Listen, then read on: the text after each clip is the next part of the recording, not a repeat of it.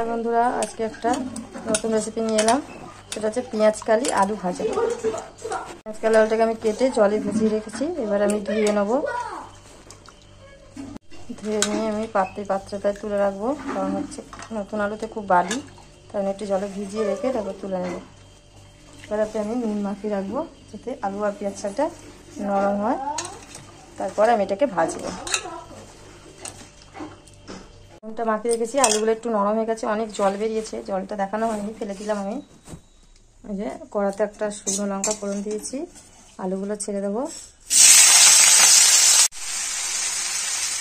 নুন দিয়ে দেবো, হলুদ দিয়ে দেবো,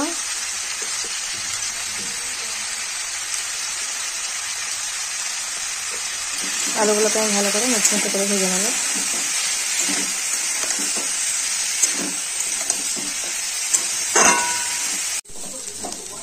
দেখুন আমার আলু ভাজাটা হয়ে গেছে।